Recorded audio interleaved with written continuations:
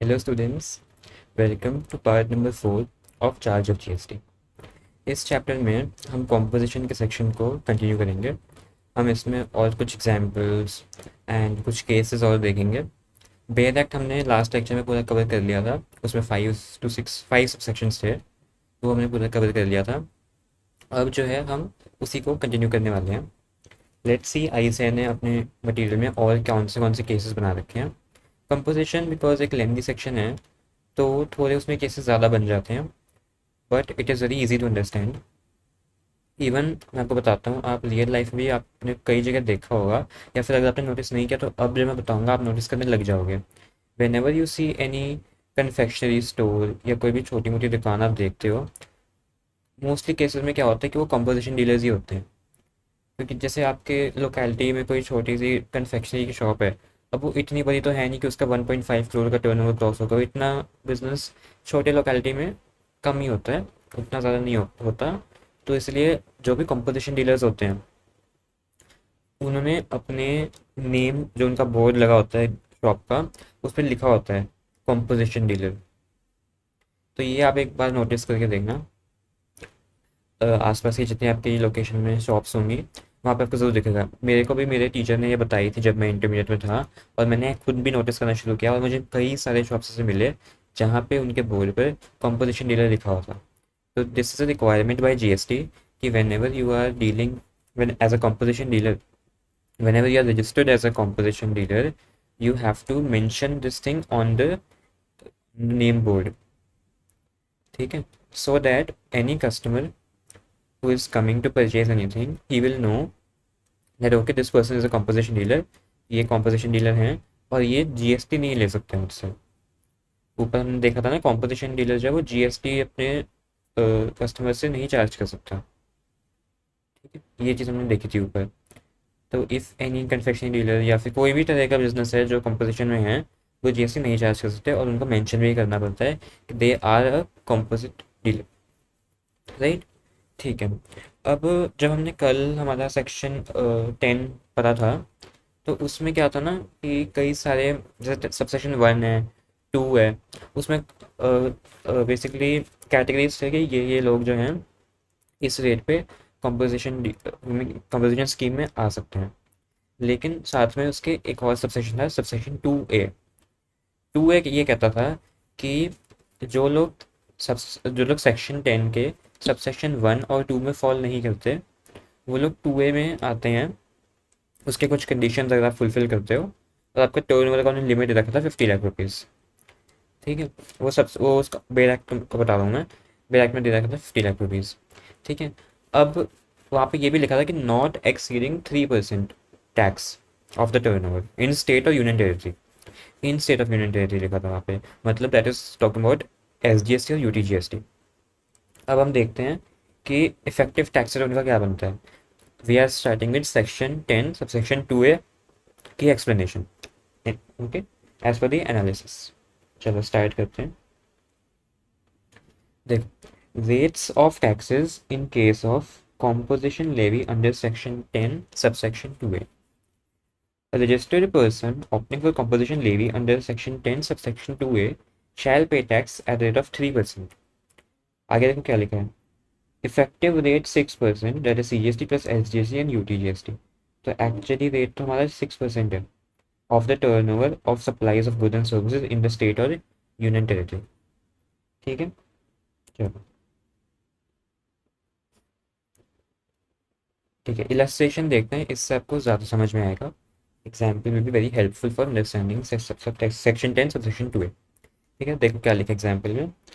Tax payer Padmavati is a salon stylist who has opted for composition levy under section 10 subsection 2A। तो एक salon stylist हैं, उन्होंने composition scheme में enrol किया। उनकी एक ब्रांच है वसंत कुंज दिल्ली में, और दूसरी है गुड़गांव हरियाणा में।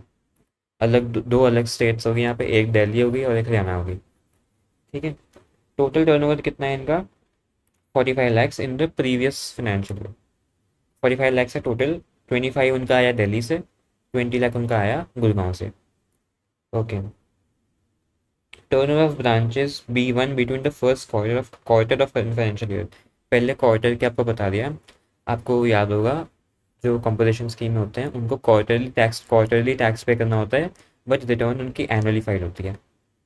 ठीक है, चलो। अब उन्होंने बताया कि फर्स्ट क्वार्टर जो of the current financial year, इस साल के फर्स्ट क्वार्टर में उनकी कितनी कितनी सेल हुई है, टर्नओवर कितना हुआ है। दिल्ली से 5 लाख हुआ और गुड़गांव से 10 लाख हुआ। ठीक है, टैक्स पेबल निकाल दो। हमें पता है कि ये 10 2 में है, तो एट द रेट ऑफ 6% इनका टैक्स जाएगा। देखो, देखो लास्ट ईयर का टर्नओवर वो इसलिए देते हैं ताकि आप उनकी एलिजिबिलिटी चेक कर सकते हो। ठीक है, प्रीवियस ईयर का जो टर्नओवर होता है ना, दिस इज टू चेक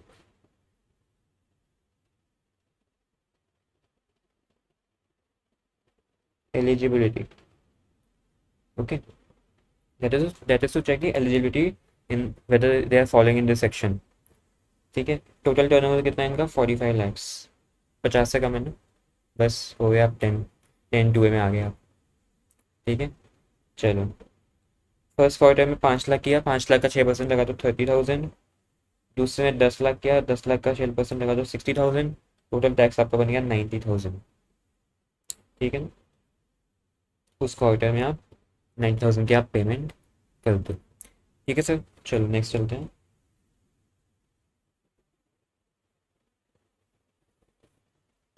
ये इन्होंने डेफिनेशन एक दे रखी है, टर्नओवर इन स्टेट और turnover in UT under composition levy. Aggregate value of all taxable supplies excluding RCM and exempt made within a state or union territory by a taxable person। फिर exports भी आ गए उसमें, interstate supplies of goods और services. ठीक है, ये भी आ गया उसमें, जो आपको बताया था ना, ये वाला। बस ये याद रखना है, ठीक है ना, कुछ मर्जी आ जाए, कुछ मर्जी आ जाए, TEEI, ये नहीं बोलना, जो मर्जी आ जाए। मेरे को अब तक याद है, एक साल से ज़्यादा हो गया मुझे टैक्स का एग्ज़ाम दिए, इंटर का पास क्लियर किए हुए, मेरे को आज भी याद है। ठीक है, कुछ एक्रोनिम्स ऐसे होते हैं, कुछ शॉर्ट फॉर्म ऐसे होते हैं जो कि आपके बैठ जाते हैं बिल्कुल। ठीक है, ये वाला आपको स्पेशली बहुत हेल्प करेगा in the chapter of charge of GST. और क्योंकि charge of GST charging section है, उसमें कॉम्पोजिशन भी आ जाता है। ठीक है, तो ये क्वेश्चन काफ़ी मतलब बन जाता है कॉमन क्वेश्चन। तो उसमें आपको टर्नओवर कैलकुलेट करना आना चाहिए। You should know what is included and what is excluded from the turnover. ठीक है, क्योंकि जब आपने मान लो आपने टर्नओवर ही गलत निकाल दिया, आपने आरसीएम वाले सप्लायर्स जोड़ दिए ना, या फिर आपने एक्सपोर्ट एक्सक्लूड कर दिया, कुछ गलत कर दिया, तो आपका क्वेश्चन खराब हो जाएगा पूरा। जब आपका टर्नओवर ही गलत आ गया, then how can you proceed with the calculations. क्या पता आपका आपने जो एक्सक्लूड किया उसको अगर एक्सक्लूड नहीं करते तो कुछ और आंसर बन जाता, या फिर जो इंक्लूड किया अगर वो इंक्लूड ना करते तो वो नहीं आता उसमें स्कीम में। बहुत कुछ चीज़ें होती हैं। ठीक, चलो। ये सब रिपीट है, हमने लास्ट लेक्चर में सारा कुछ कम, ये सब हमने लास्ट लेक्चर में कवर कर लिया था। This is all repeat. ठीक है, चलो, ओके, चलो एग्जाम्पल देखते हैं। ठीक है, देखिए, चलो, अब फोटोग्राफर चंपक, एक फोटोग्राफर है चंपक, उन्होंने फोटोग्राफी सर्विसेज प्रोवाइड करी है दिल्ली में from April this year. His turnover for various quarters till December is as follows. ठीक है, तो 3 क्वार्टर्स की इन्होंने हमें इंफॉर्मेशन दी है टर्नओवर की। First quarter April to June 20 lakhs। Second quarter July to September 30 lakhs। Third quarter October to December 20 lakhs। In the given case, since Champak has started the supply of services in the current financial year, aggregate turnover in the preceding financial year nil है। सही है बात? देखो क्या लिखा है, ये word बहुत इंपॉर्टेंट है।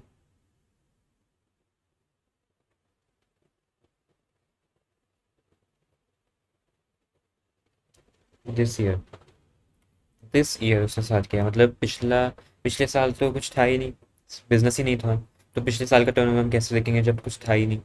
नील ही बन जाएगा वो तो, नील जीरो। आगे देखो क्या लिखा है। Consequently, in the current financial year, he is eligible for composition scheme under section 10(2)(a). He becomes eligible for the registration when his aggregate turnover exceeds 20 lakh rupees.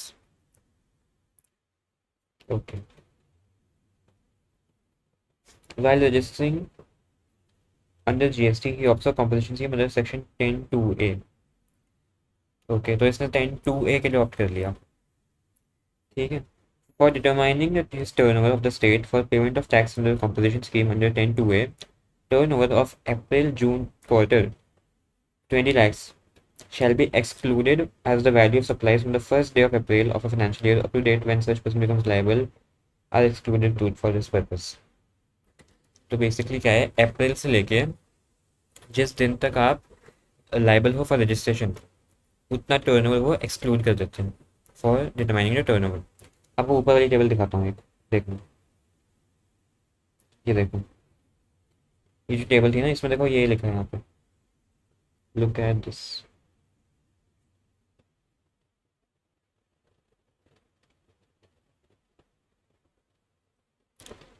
ये हम एक्सक्लूड करते हैं, ठीक है, यहाँ पे लिखा है exclude value of suppliers from the first day of April of financial year up to the date when such person becomes liable for registration under this act। वो सारी आप टर्नओवर में इंक्लूड नहीं करते, ठीक है, वो आप एक्सक्लूड करोगे। ओके, चलते हैं आगे। तो इस केस में क्या होगा ना, अब ये सर्विसेज दे रहा है दिल्ली में, सर्विसेज का threshold limit is 20 lakhs, only services हैं, तो 20 lakhs तो उसने इस क्वार्टर में कवर कर लिया। तो from the first day of April to the day he becomes liable for registration, तो ये वाले क्वार्टर को हम इंक्लूड नहीं करेंगे, ये यहाँ पे लिखा है 20 lakh rupees shall be excluded as the value of supplies on the first day of April up to the date when such person becomes liable for decision are to be excluded for this purpose। और जो next 30 lakhs हैं, ये वाले जो next 30 lakh rupees हैं जुलाई to सितंबर के, उसका क्या लिखा है, 6% का वो टैक्स पे करेगा, ठीक है, टोटल 3% CGST, 3% SGST, 90,000 वो टैक्स उसका पे कर देगा ऑन द 30 लाख टर्नओवर। अब bye the end of July September quarter his turnover reaches 50 lakh rupees. यहाँ पे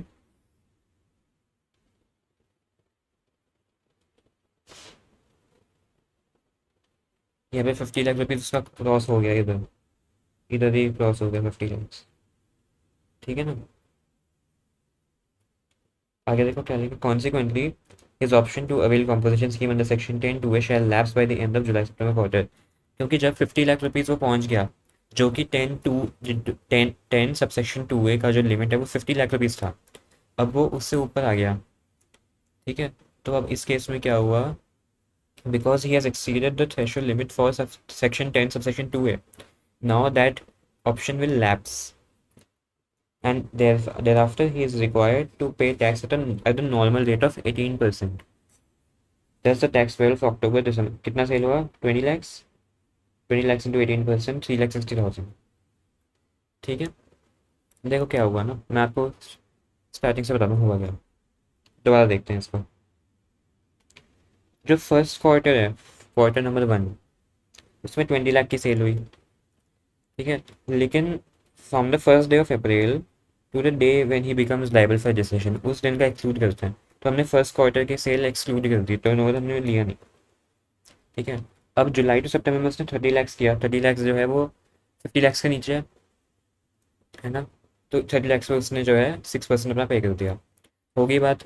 अब आया थर्ड क्वार्टर, उसमें क्या 20 lakhs उसने, अच्छा सीन्स रुको रुको, यहाँ पे जब 30 lakhs हुआ ना, तो अब टोटल टर्नओवर का कितना बन गया, एक इंक्लूडिंग ऊपर वाला 50 lakhs, और 50 lakhs is the maximum limit for 10(2)(a। वो उसने उसको क्रॉस कर दिया, अब वो 10(2)(a में रह नहीं सकता, तो अब जो नेक्स्ट क्वार्टर है 20 लाख जो उसने कमाया है इसमें, उस पर वो नॉर्मल 18% पे टैक्स पे करेगा। क्लियर है इतना, चलो, काफ़ी अच्छा एग्जाम्पल था ये, ठीक है चलते हैं। ओके,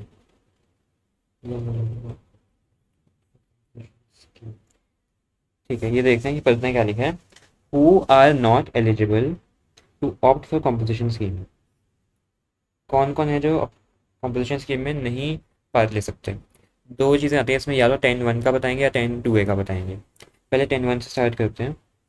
अंडर सेक्शन 10(1), ऐसा सप्लायर जो who is engaged in making any supply of goods or services which are not liable to tax, petrol, diesel, aviation turbine fuel, alcoholic liquor for human consumption, इस पे GST नहीं लगता, not leviable to tax, उसकी supply करते हो, then you can not enter into composition scheme. ठीक है। Inter state outward supplies करते हो, दिल्ली से हरियाणा में, दिल्ली से राजस्थान में सप्लाई कर रहे हो, इंटर स्टेट आउटवर्ड सप्लाई से सॉरी आप कंपोजिशन में नहीं आ सकते, you have to take normal registration. ठीक है।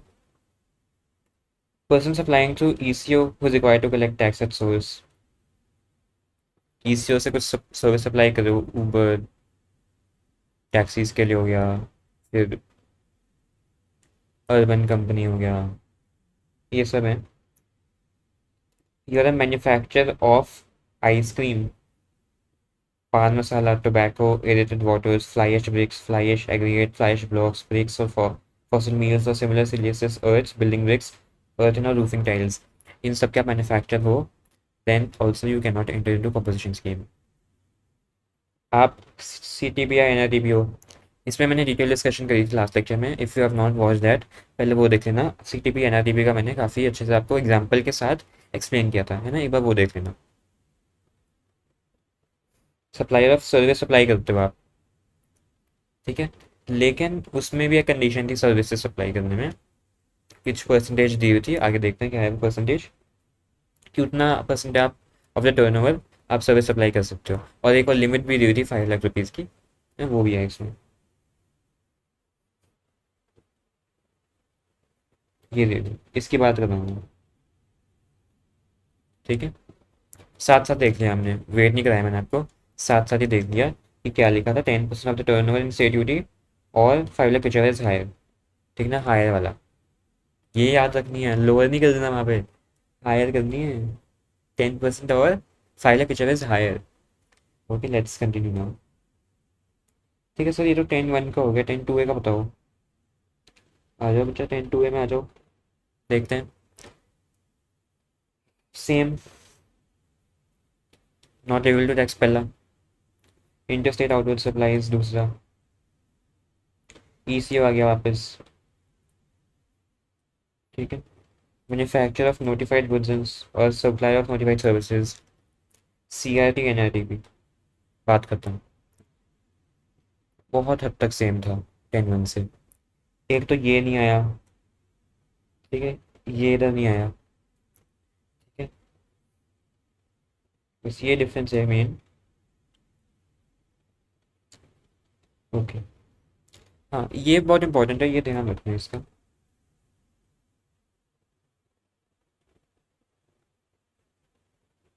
ठीक है, ये इसका ध्यान रखना, क्या लिखा है, there is no restriction on composition supplier to receive interstate inward supplies of goods services. इसका क्या मतलब होता है, मान लो मैं सेलर, मैं जो हूँ I am registered in the state of Haryana, लेकिन जहाँ से मैं इनवर्ड सप्लाईज ले रहा हूँ, ठीक है, जहाँ से मैं मैन्युफैक्चर से सामान खरीद रहा हूँ या फिर होलसेलर से सामान खरीद रहा हूँ, वो मान लो रजिस्टर्ड है राजस्थान में, तो अब जब मैं उससे सप्लाई ले रहा हूँ, इनवर्ड सप्लाई हुई मेरी, वही इनवर्ड, है ना, वो चाहे इंटरस्टेट हो, that is not a problem, only outward supplies should be interstate not interstate. ठीक है, इनवर्ड चाहे मेरी इंटरस्टेट हो कोई दिक्कत नहीं है, बट आउटवर्ड सप्लाईज मेरी इंट्रा ही होनी चाहिए if I have to stay in composition scheme. ठीक है, नेक्स्ट चलते हैं। A person a person engaged in marginal supply of services other than restaurant service also eligible for compensation scheme under section 10(1)। ठीक है, basically कह रहा है कि अगर आप कोई, अब अगर आप गुड्स सप्लाई कर रहे हो, सेक्शन 10(1) में हो आप, और आप गुड्स की सप्लाई कर रहे हो, आप साथ में सर्विसेज भी सप्लाई कर सकते हो, लेकिन उसकी लिमिट है जो हमने देखी थी। लेकिन ये बात ध्यान रखना कि आपको रेस्टोरेंट का रेस्टोरेंट सर्विस नहीं प्रोवाइड करनी है इसमें, ठीक है। अदर देन रेस्टोरेंट सर्विस की बात हो रही है। करते हैं क्या लिखा है। Fundamentally, the composition scheme under section 10(1) can primarily be availed in respect of goods and only one service, namely restaurant service. ठीक है, तो आप अगर आप अच्छा ये देखो, अगर आप रेस्टोरेंट सर्विस में हो ना तो आप कॉम्पोजिशन 10(1) में ले सकते हो। उसके लिए आपको गुड्स की भी जरूरत नहीं है। ठीक है, आपको गुड्स की जरूरत नहीं है, आप 10(1) में एज अ रेस्टोरेंट सर्विस आप कर सकते हो। ठीक है, आपको ऐसा नहीं कि करना कि मेरे को गुड्स भी बेचना है, साथ साथ रेस्टोरेंट ऐसे चल जाएगा। आपको उसकी ज़रूरत नहीं है, आप पूरा रेस्टोरेंट भी अकेला चला सकते हो अंडर सेक्शन 10(1). ठीक है, रेस्टोरेंट के लिए उन्होंने अलग से आपको प्रोविजन एक दिया हुआ है।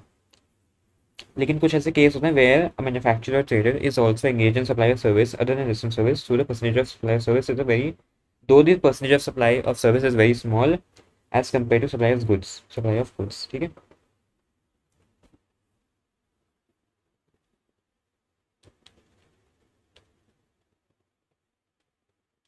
इसका एग्जाम्पल देखता हूँ। देखो, स्टेशनरी शॉप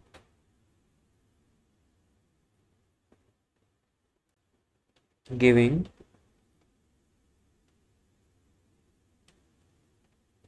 प्रिंटिंग सर्विस। ठीक है, ये देखो,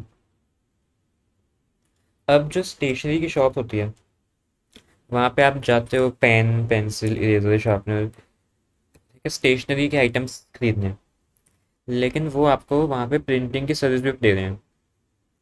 ठीक है, मान लो उन्होंने प्रिंटिंग की सर्विस भी साथ में स्टार्ट कर दी, तो ये क्या है, उनका मेन तो काम है गुड्स बेचने का, साथ साथ एक मार्जिनल सप्लाई ऑफ सर्विस भी चल रही है। गुड्स का वो सॉरी सर्विसेज का वो सप्लाई कर रहे हैं साथ साथ। ठीक है, ओके। और ऐसा भी हो सकता है कि रेस्टोरेंट सर्विस प्रोवाइडर भी छोटी सर्विसेज की सप्लाई कर रहे हैं, ऐसा भी हो सकता है। ओके, लेकिन अब जो है क्या हो रहा है, आप देखो, आपको मार्जिनल सप्लाई ऑफ सर्विस करने की परमिशन तो हमने दे दी। ठीक है, वो हमने आपको परमिशन यहाँ पे दे दी। ठीक है, लेकिन उसमें एक लिमिट है। It is a limit. What is a limit? 10% of the turnover in state duty in during financial year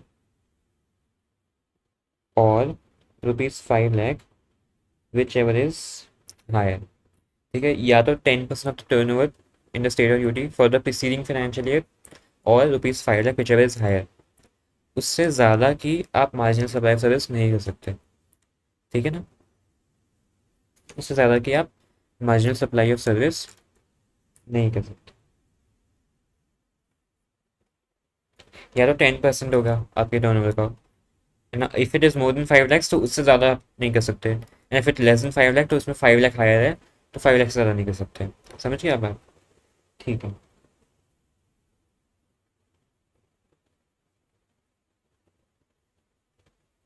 example देखते हैं, एग्जाम्पल से और समझ आएगा। राम सेवक is engage in supply of goods.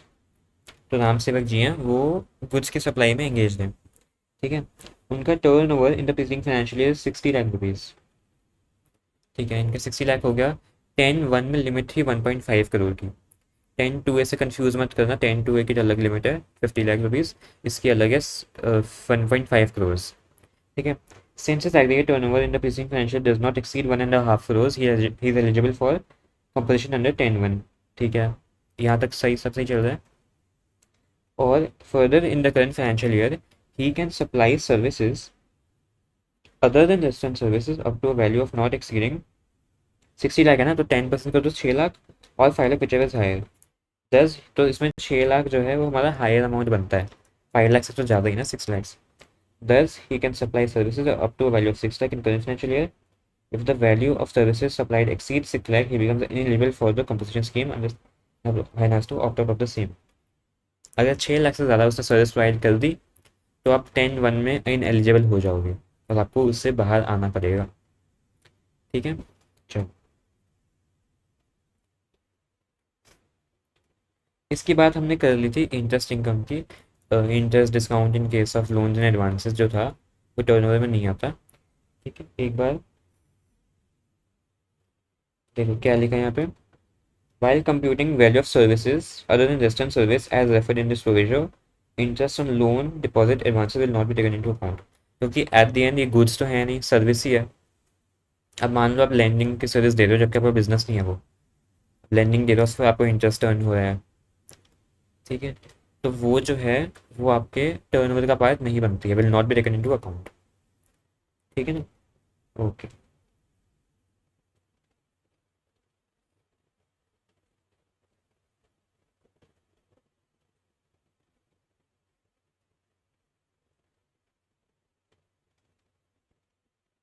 ठीक है।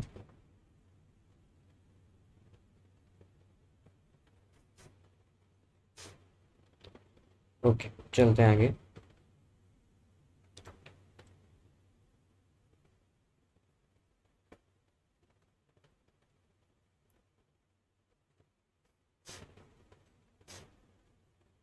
अब ना रूल 5 के अकॉर्डिंग कुछ कंडीशंस हैं जो कि कंपोजिशन डीलर्स को कंप्लाई करनी पड़ेंगी। क्या कंडीशंस हैं वो? Person opting for composition levy has to comply with the following conditions. देख पढ़ते हैं एक एक करके क्या है। ही शैल पे tax under section 934, that is reverse charge on inward supply of goods service और बोथ। ठीक है, आपको आरसीएम में टैक्स पे करना है जब आपकी इनवर्ट सप्लाई होगी, you have to pay tax under RCM, ठीक है। आप सीटीपी या एनआरटीपी नहीं बन सकते हो, ये तो हमने देख लिया था ऊपर ही कि आप सीटीपी और एनआरटीपी जो है आप नहीं कर बन सकते हो, ठीक है। He shall mention the words composition taxable person not eligible to collect tax on supplies. He shall mention the words composition taxable person not eligible to collect tax on supplies at the top of the bill of supply issued by him, and he shall mention the words composition taxable person on every notice or signboard displayed at a prominent place at his principal place of business and at every additional place of business. देखो, मैंने आपको उस lecture के starting में बताया था कि board जो आपके शॉप का बोर्ड होता है उस पर जो लोग बिजनेसमैन होते हैं वो लिखते हैं। यहाँ पे लिखा है कि बिल ऑफ सप्लाई जो आप इशू करते हो ना, उस पे भी आपको लिखना है at the top of the bill of supply, bill of supply के बिल्कुल टॉप पे।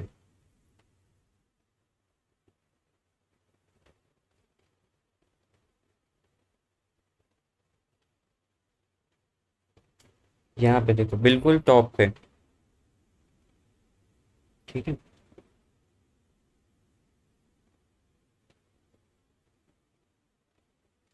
जो भी आपका बिल ऑफ सप्लाई होगा उसके बिल्कुल टॉप पे आपको ये चीज़ लिखनी है, ठीक है ना, बिल्कुल उसके टॉप पे कि क्या लिखना है।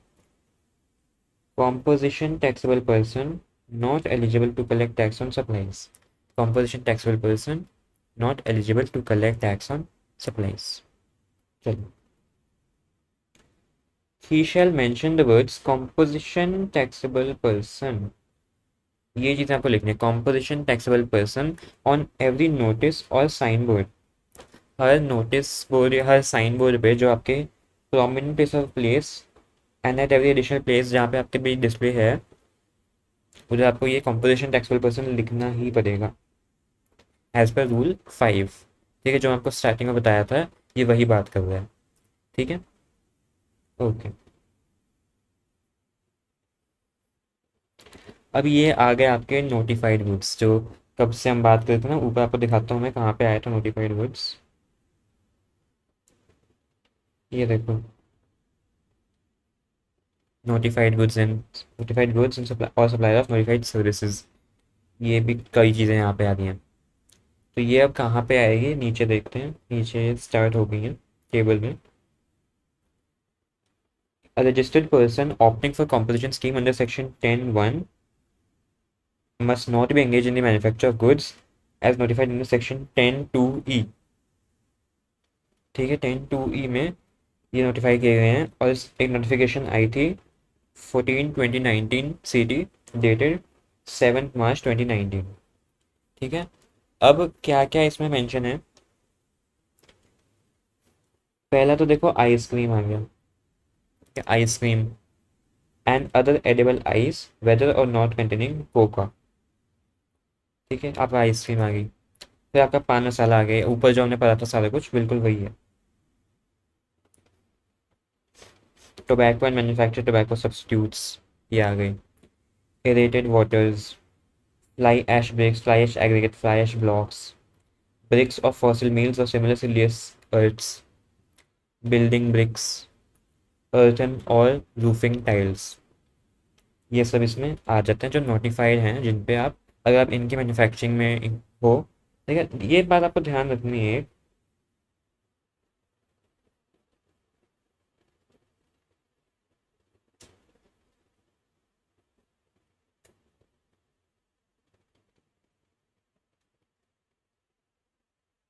This is only manufacturing.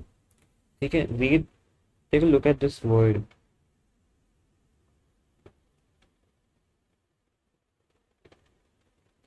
Manufacture, अगर मैन्युफैक्चरिंग करते हो ना इन चीज़ों की, फिर आप नहीं आ सकते. इसमें कहीं भी ट्रेडिंग नहीं लिखा है ना, तो ये बात आप ध्यान रखना.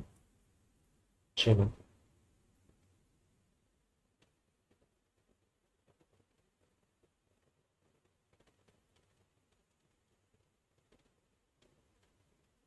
ओके, चलते हैं आगे, देखते हैं क्या लिखा है. Intimation of opting for compulsion leave, rules 3 and 4 है रूल्स कि आप इंटीमेट करो कि मुझे जो है इसमें ऑप्ट करना है. तो कैसे इंटीमेट करोगे वो देखते हैं. Any person who is not registered and applies for registration may give an option to pay tax on compulsion leaving in part B of the registered form. That is form GST REG 01. जब आप GST का registration लेते हो, आप form भरते हो GST REG 01. उसके part B में जो है आप चूज़ कर सकते हो कि आपको as a compulsion dealer tax pay करना है या नहीं. ठीक है. Okay, such intimation shall be considered only after the grant of registration. Registration मिलने के बाद ही ये आपको, ये आपकी इंटीमेशन कंसिडर करी जाएगी.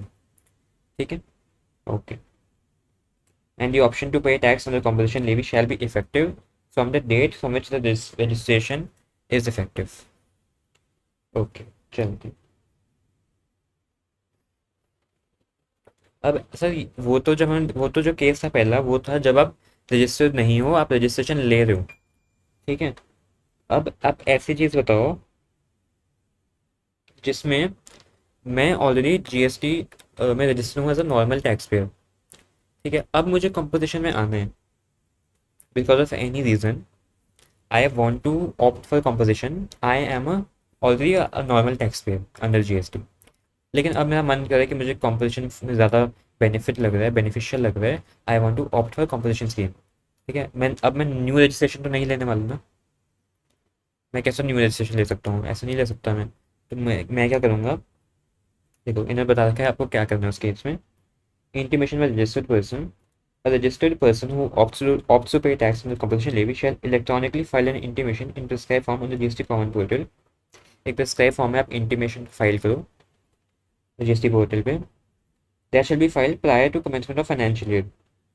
जिस फाइनेंशियल ईयर में आप कंपोजिशन में आना चाहते हो, उस फाइनेंशियल ईयर के शुरू होने से पहले, मतलब before 1 April of that financial year in which you want to opt for composition, उसके शुरू होने से पहले आप ये इंटीमेशन फाइल कर दो. ठीक है. He shall also furnish the statement in prescribed form in accordance with provision of Rule 44(4) of CGST Rules 2017. तो रूल 44(4) ऑफ CGST रूल्स के हिसाब से एक स्टेटमेंट भी आपको फर्निश करनी पड़ेगी in the prescribed form with in 60 days of commencement of relevant financial year. जिस फाइनेंशियल ईयर में आप कंपल्शन में आ रहे हो, उसके शुरू होने के 60 डेज के अंदर आपको ये स्टेटमेंट भी फर्निश करनी है. ठीक है.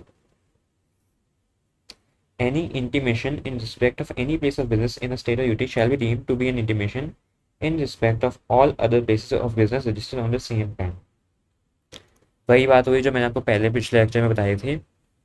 अगर आपके पास एक से ज़्यादा स्टेट में सेम पैन पे रजिस्ट्रेशन है, तो आप को सब में कॉम्पोजिशन में ऑप्ट करना पड़ेगा. ऐसा नहीं हो सकता कि मैंने एक स्टेट के लिए कॉम्पोजिशन ले लिया, बाकी मेरा नॉर्मल चल रहा है. ऐसा नहीं होता, आपको हर एक स्टेट में फिर कॉम्पोजिशन का करना पड़ेगा. तो ये मान लिया जाएगा कि जब आप एक स्टेट के लिए इंटीमेशन दे रहे हो, तो वो सब के लिए माना जाएगा. सब सारे स्टेट्स के लिए जो एक पैन पे हैं, उनके लिए आपने इंटीमेशन दे दी. ठीक है ना. चलो.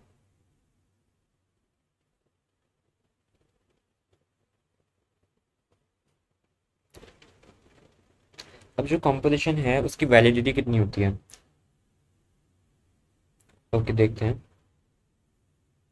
अब जो हमने देखी थी कंडीशंस कंपोजिशन स्कीम की, अगर आप वो कंडीशंस सेटिस्फाई करना बंद कर देते हो, if you cease to satisfy any of the conditions of composition scheme, तो आप उससे विड्रॉ हो जाओगे।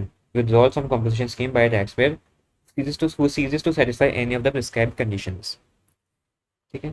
The option exercised by a registered person to pay amount under compulsion levy shall remain valid so long as it satisfies all the conditions mentioned in the relevant section and rules.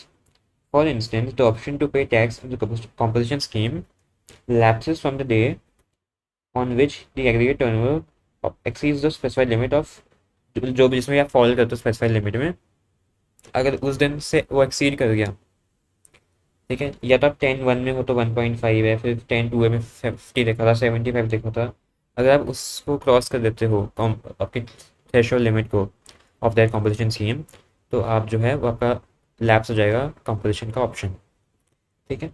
चलो, फिर आप regular tax पे करोगे under section 9(1), जो charging section था हमारा 9(1), उसमें आप आ जाओगे, आप टैक्स पे करोगे, टैक्स इनवॉइस इशू करोगे for every taxable supply. Further, he is required to file an intimation for the withdrawal from the scheme in prescribed form within 7 days of the occurrence of such event.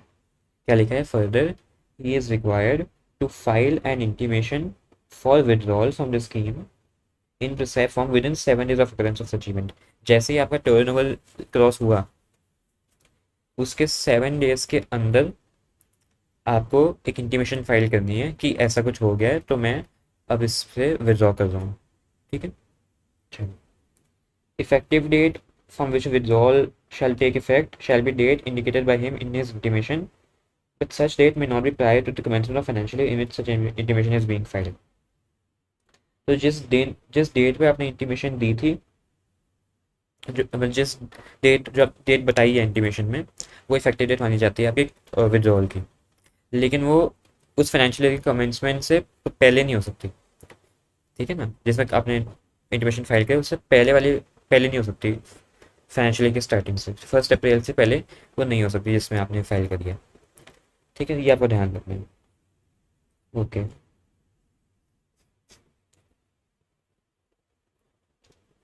Withdrawal from the composition scheme by tax payer who intends to withdraw from that scheme, आपने अपनी मर्जी से withdraw कर लिया, इसमें कोई threshold clause ऐसा कुछ नहीं लिखा, आपने अपनी मर्जी से अपने इंटेंट किया कि मुझे विड्रॉ करना है कंपोजिशन से, तो आपने कर लिया। अब उसमें आप क्या देखोगे, आप क्या करोगे, वही एप्लीकेशन फाइल कर दो before the date of withdrawal, इस फॉर्म में जो आप एप्लीकेशन फाइल कर दो। The effective date from which withdrawal from the composition scheme shall take effect shall be date indicated by him in his application, वही same जो ऊपर लिखा था, बिल्कुल सेम है, जो आप इंडिकेट करोगे एप्लीकेशन में वो आपकी मान ली जाएगी, बस वो फाइनेंशियल के कमेंसमेंट से पहले की नहीं होनी चाहिए। Okay, denial of option to pay tax in the composition by tax authorities, तो यहाँ पे क्या हुआ, टैक्स अथॉरिटीज ने मना कर दिया कि आप कंपोजिशन में नहीं पे करोगे टैक्स। ऐसा क्यों? देखो, where the proper officer has reasons to believe that the registered person was not eligible to pay tax on the compulsion scheme or has contravened the provisions of CGST Act or provisions of this chapter, he may issue a show cause notice to such person. आप eligible ही नहीं थे, आपने फिर भी compulsion opt कर लिया, या फिर आपने कोई रूल CGST एक्ट का या किसी कोई प्रोविजन को आपने कॉन्ट्रावीन या ब्रेक कर दिया, उस केस में आपको ऑफिसर जो है वो शो कॉज नोटिस इशू करेगा, ठीक है। Upon receipt of reply to SCN, the proper officer shall pass an order either accepting the reply or denying the option to pay tax in the compulsion scheme. जब आप उस show cause notice पर reply करोगे, फिर क्या होगा, या तो आपके ऑर्डर रिप्लाई एक्सेप्ट हो जाएगा, या फिर आपका रिप्लाई जो है वो डिक्लाइन हो जाएगा और आप फिर कंपल्शन में टैक्स नहीं पे कर सकते from the date of the option और from the date of the event concerning such conservation as the case में भी, ठीक है। जब जिस दिन से आपने कंपल्शन में ऑप्ट किया था, या तो उस दिन से, या फिर जिस दिन आपने ये रूल ब्रेक किया उस दिन से, जैसा भी केस होगा, केस पे डिपेंड करेगा, ठीक है। और डिनाइल का क्या होगा, effective date of such denial shall be from a date including any retrospective date as will be determined by tax authorities, तो टैक्स की अथॉरिटीज़ बताएंगी कि क्या डेट होगी। वो कोई पुरानी पुरानी डेट भी हो सकती है, रेट्रोस्पेक्टिव इफेक्ट भी हो सकता है उसका। ठीक है। However such effective date shall not be prior to date of contravention. जिस दिन आपने रूल ब्रेक किया था उससे पहले का नहीं होगा। ठीक है, उसके बाद का ही होगा या फिर वही दिन होगा। लेकिन पुरानी डेट भी कोई हो सकती है, एक्सेप्ट फॉर उसके पीछे नहीं जाएगा जब आपने रूल ब्रेक किया था, ये लिखा है यहाँ पे। ठीक है। और आप फर्निश स्टेटमेंट तो फर्निश कर दोगे आप किसी भी ईच ऑफ द केसेस। आपको वो स्टेटमेंट जो है वो फर्निश तो करना ही है। डिटेल्स बता दो, stock of input contain in semi finish और finish goods held in stock by him on the date on which the option is withdrawn within a period of 30 days from date of from which option is withdrawn or date of order denying compulsion scheme। 30 days के अंदर जो है, जब आपका जो भी case बनेगा उसके 30 डेज के अंदर आप वो स्टेटमेंट जो है फर्निश कर रहे हैं जिसमें आपकी इनपुट्स का स्टॉक या सेमी फिनिश या स्टॉक में जो है वो सब उसमें है, उसका आप इंटीमेशन दे देंगे। ठीक है। ये देखो क्या लिखा है, एग्जाम्पल देखते हैं। A person availing composition scheme during a financial year crosses turnover of 1.5 on 9 दिसंबर। 9 दिसंबर को उसने टर्नओवर लिमिट क्रॉस कर दिया 1.5 करोड़ का। ठीक है। The option availed lapses shall lapse on day on which his aggregate turnover during financial year exceeds 1.5 crore, that is on 9 दिसंबर। तो 9 दिसंबर के दिन जो है आपका एक्सीड हो गया था, तो उस दिन से आपका कॉम्पोजिशन स्कीम का ऑप्शन लैप्स हो जाएगा। ठीक है, चलो। Composition scheme to be adopted uniformly by all registered person having same PAN. ये बार बार हमने बात कर ली कि आपके बाकी स्टेट्स जो भी हैं इन द सेम पैन, बाकी रजिस्ट्रेशन हैं उन पर भी वो यूनिफॉर्मली कॉम्पोजिशन अप्लाई हो जाएगा। Example, a dealer Kishori Lal and Sons has two offices in Delhi and is eligible for composition levy under Section 10(1). If Kishori Lal and Sons opts for composition scheme under Section 10(1), both offices would pay tax under the composition scheme and abide by all the conditions as may be prescribed for the said composition scheme। Kishori Lal and sons के दिल्ली में दो office हैं। अगर आपने एक भी office के लिए कॉम्पोजिशन स्कीम लेने का सोचा तो वो दोनों के लिए माना जाएगा कि आपने दोनों में ले लिया। ठीक है, क्योंकि वो एक पैन के अंदर आ गई। तो एक पैन में आपकी जितनी रजिस्ट्रेशन हैं, अगर आप कंपटीशन ऑप्ट करते हो तो वो सब के लिए हो जाएगा। ठीक है, चलो। आप टैक्स कलेक्ट नहीं कर सकते, ये हमने देख लिया था ऊपर, रिपीट नहीं करूंगा वापस। आईटीसी नहीं ले सकते, टैक्स नहीं ले सकते, आईटीसी नहीं ले सकते। Imposition of penalty in case of irregular availment of composition scheme। If a taxable person has paid tax under the composition scheme, though he was not eligible, आप एलिजिबल नहीं थे फिर भी आपने टैक्स पे कर दिया है कंपोजिशन में, पेनल्टी लगेगी under section 74 of the CGST act. ठीक है, ये लिखा है यहाँ पे। चलो,